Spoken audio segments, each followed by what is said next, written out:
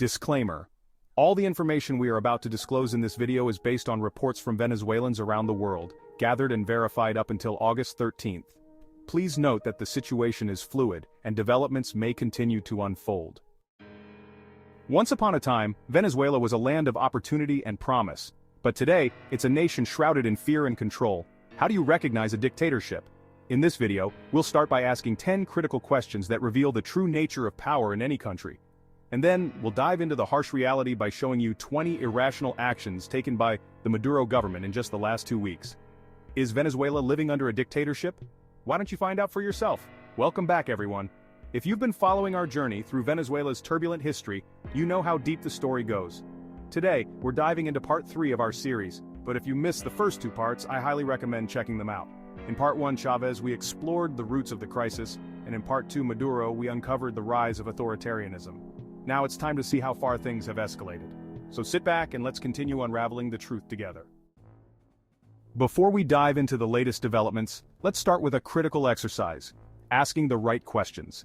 These 10 questions are designed to help you recognize the warning signs of a dictatorship. They aren't just theoretical, they're the key indicators that reveal whether a country is sliding into authoritarian rule. So, as we go through them, think about what's happening in Venezuela, or even in your own country. The answers might surprise you. 1. Are people being arrested arbitrarily for protesting or expressing dissent?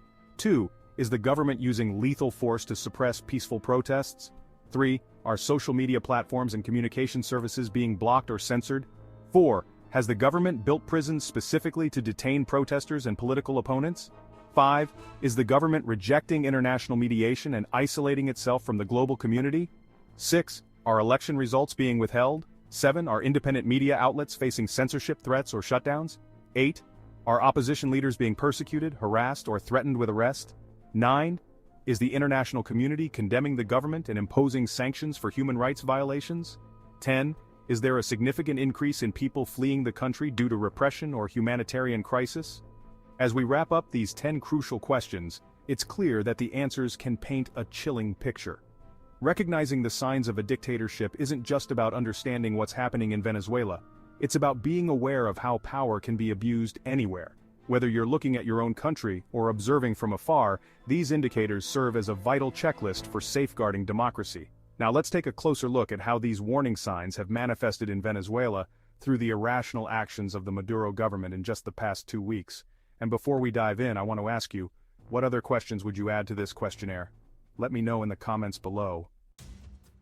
Now that we've explored the key questions to identify a dictatorship, let's turn our attention to the concrete actions that reveal the true nature of Maduro's regime.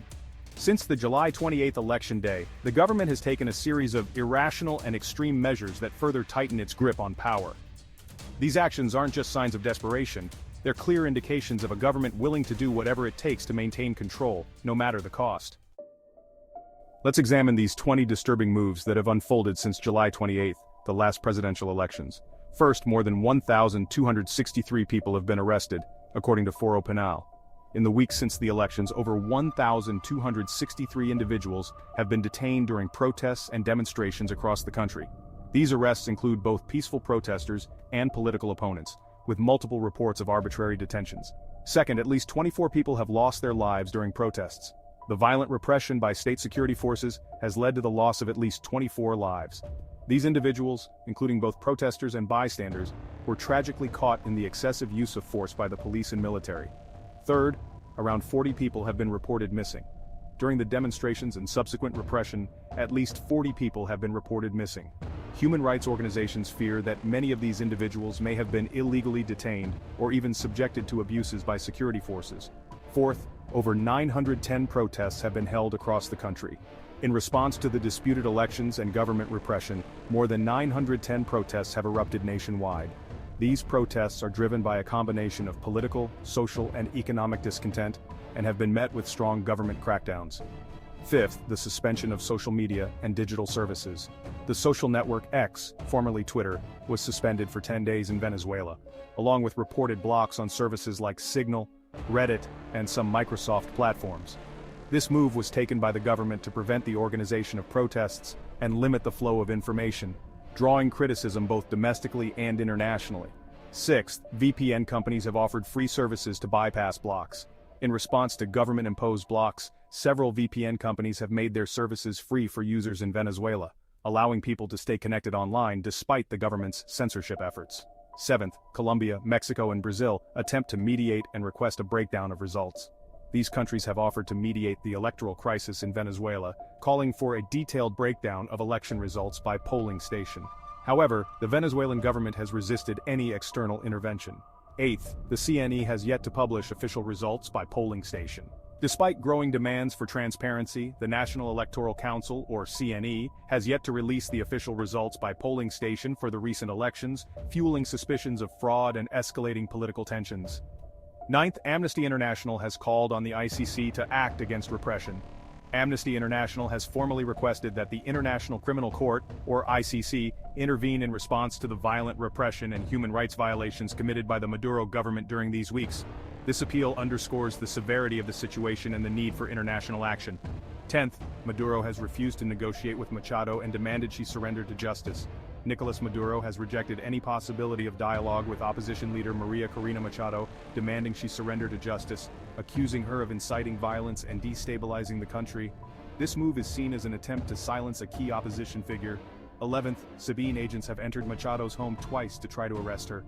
Agents from the Bolivarian National Intelligence Service, or Sabine, have attempted to arrest Maria Corina Machado twice, entering her home without judicial orders and in violation of legal procedures, which has been condemned as an act of political persecution. 12th, YouTube has blocked government accounts including Canal Mazo Dando and Venezolana de Television, or VTV. In response to policy violations, YouTube has blocked several government-affiliated accounts, including the program Canal Mazo Dando and the account of VTV, the main state-run TV channel. This has limited the government's ability to disseminate propaganda on international platforms. 13th, the European Union has condemned the repression and threatened new sanctions. The European Union has issued multiple statements condemning the violent repression in Venezuela, and has suggested that new sanctions could be imposed on the Maduro regime if the situation does not improve. This international pressure aims to curb the violence and promote human rights. 14th, the government has created 2 maximum security prisons for protesters. In a move seen as extreme and repressive, the Maduro government has ordered the rapid construction of 2 maximum security prisons specifically for protesters arrested during demonstrations. This decision has been criticized by human rights organizations as a disproportionate criminalization of dissent. 15th, opposition pronouncements from the FAN-B. Some members of the Bolivarian National Armed Forces, or FAN-B, have begun to express their opposition to the government's actions, openly criticizing the violent repression and the handling of the elections. These pronouncements are unusual and may indicate internal divisions within the military. 16th, attacks on independent media outlets. In the weeks since the elections, there has been an increase in attacks and censorship against independent media in Venezuela.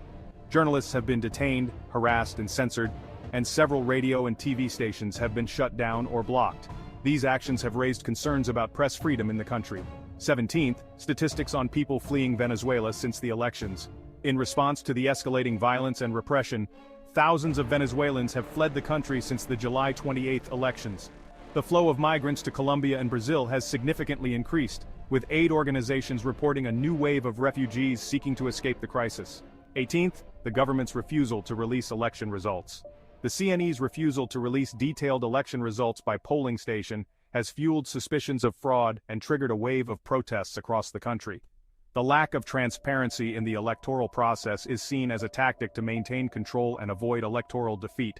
19th, rejection of international mediation offers. Nicolas Maduro's rejection of mediation offers from countries like Colombia, Mexico, and Brazil is viewed as an irrational decision, given the high level of internal tension. This refusal may further isolate Venezuela on the international stage and complicate the peaceful resolution of the conflict. 20th, violent repression of protests. The use of lethal and excessive force by the government to suppress protests has resulted in at least 24 deaths and numerous injuries. This repression has been widely condemned by the international community and has generated increased opposition to Maduro's regime. If the 20 previous facts haven't fully convinced you that Venezuela is under a dictatorship, here's a chilling bonus detail that might tip the scales.